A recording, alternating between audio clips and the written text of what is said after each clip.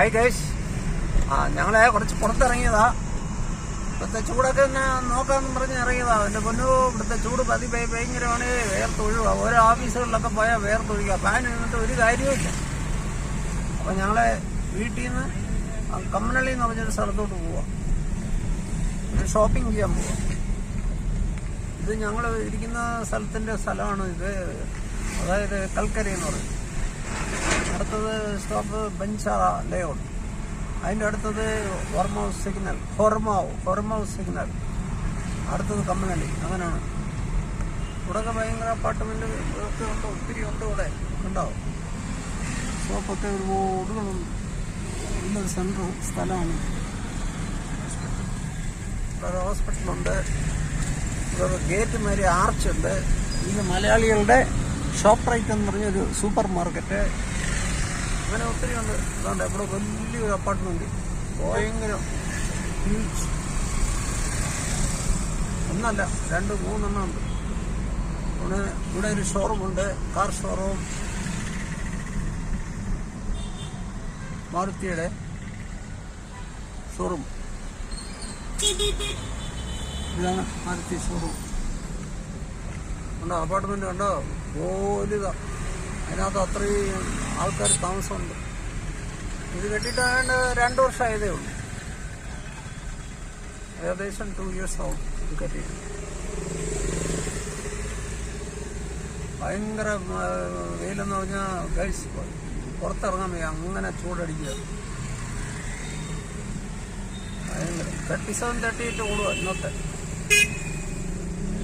രാത്രി ഇന്നലെ ചെറുതായിട്ടൊരു ചാറ്റമഴ. ആ ചാറ്റമഴ പെയ്തോടെ ഉള്ള ചൂടുകൂടെ ഇളവി. അങ്ങനെ ഇന്നലത്തെ സംഭവം. ഇവിടുത്തെ അപ്പയെന്ന് പറഞ്ഞ ആട്ടം ഉണ്ടോ? ബാറ്ററി അപ്പേ സിറ്റി അതിൻ്റെ പേര്.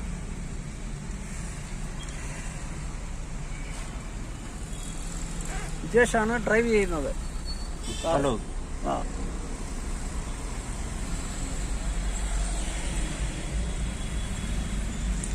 ഞങ്ങളവിടെ ആസ്ട്രേലിയയിലിരുന്നപ്പം ചൂട് സഹിക്കാൻ വയ്യായിരുന്നു. അവിടെ 51 ഡിഗ്രി ഓടി.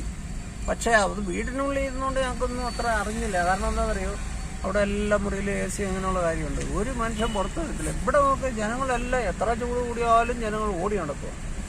നമുക്ക് ട്രാഫിക് ഉണ്ടോ? ഇതൊരു സിഗ്നലാണ്, ബഞ്ചാറ ലേഔട്ട് സിഗ്നൽ.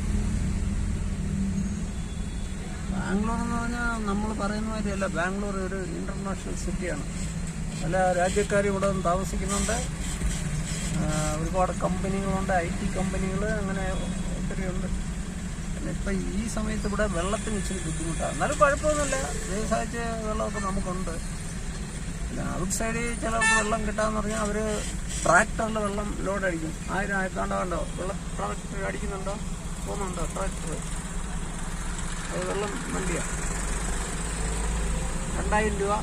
അത് ഏരിയ ഡിപ്പെൻഡ്. കോർമംഗല സൈഡൊക്കെ ഒരു ലോഡ് വെള്ളം 3000 രൂപയാണ്.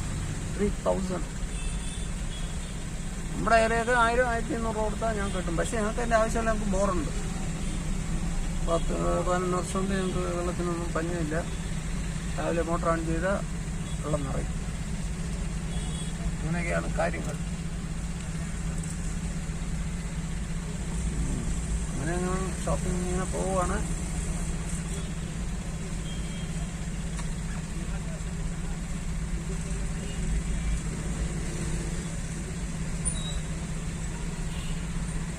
സിഗ്നലായിട്ടും വണ്ടികൾ പോകത്തില്ല. അമ്മമാരെ നിൽക്കുക. അവിടെ എന്താ ചെയ്യാമെന്ന് നമുക്കറിയില്ല. സിഗ്നൽ ഗ്രീൻ വീണു.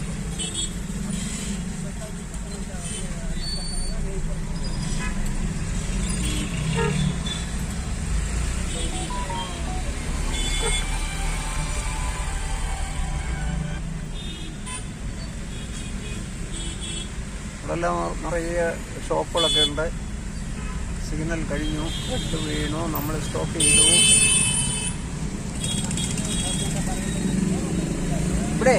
ഇവിടെ ആരും ഈ ട്രാഫിക് ഒന്നും ഫോളോ ചെയ്തില്ലെന്ന്.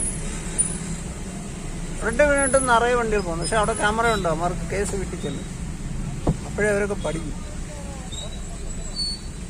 പിന്നെ എന്തിനാ സിഗ്നൽ വെച്ചേക്കുന്നത്?